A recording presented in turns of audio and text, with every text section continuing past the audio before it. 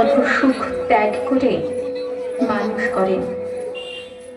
বিবাহযোগ্যা হলাম আমি, আর পাত্র বিশাল জমিদার হরবল্লভ মশাইয়ের পুত্র।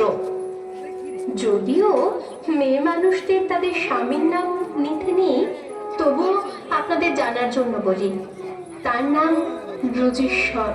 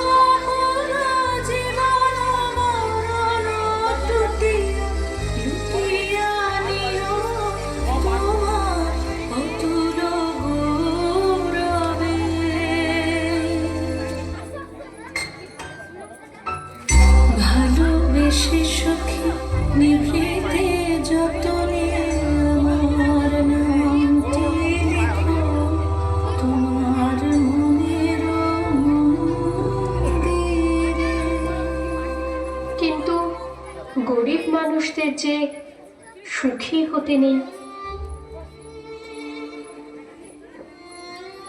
এটাই তো বিধাতার লিখন। প্রতিবেশীদের কুমন্ত্রণায় আমার মা হলেন চরিত্রহীন জমিদারের কাছে। বিয়ের রাতে পাকল গন্ডগোল।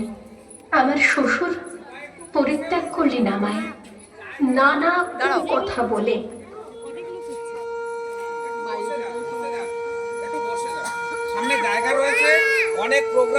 ফিরে যাওয়ার চেষ্টা করলাম শ্বশুর বাড়িতে, কপালে আবার জুটল প্রত্যাখ্যান।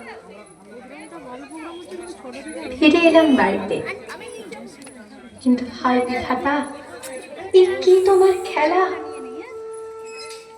হারালাম মাকে। এই পৃথিবীতে আমি আজ একলা।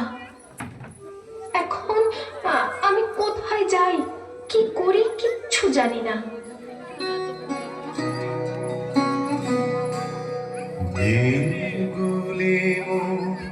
সোনার খাঁচায়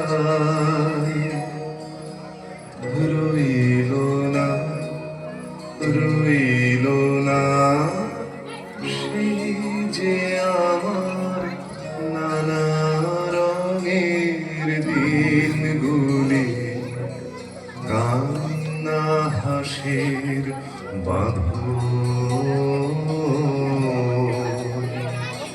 তারা সইল না, সইল না সেই যে আমার নানা রঙের দিনগুলি।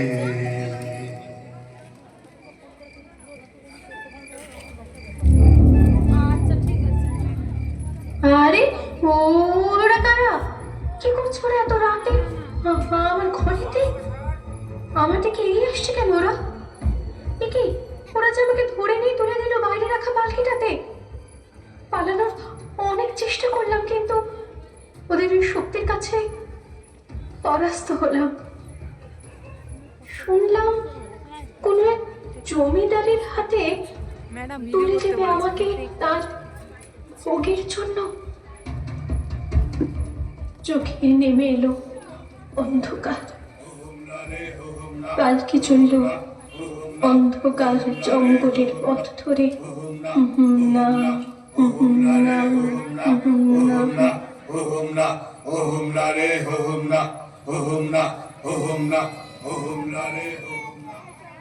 পরিসমাপ্তি হলো প্রফুল্লের।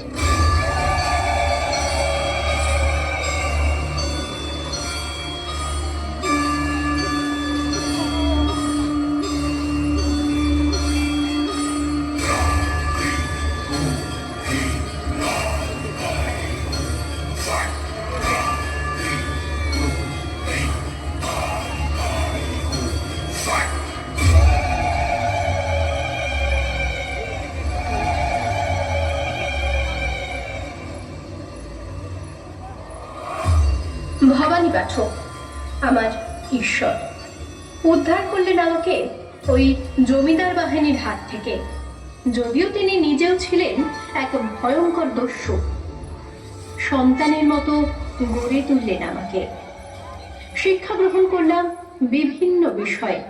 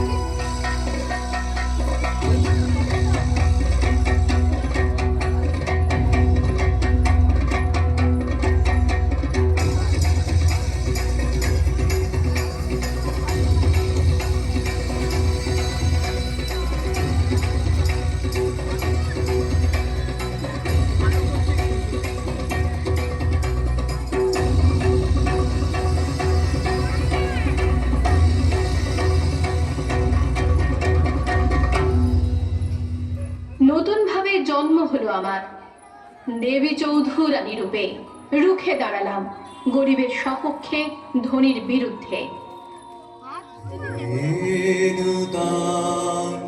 দেখাবে কারবার যা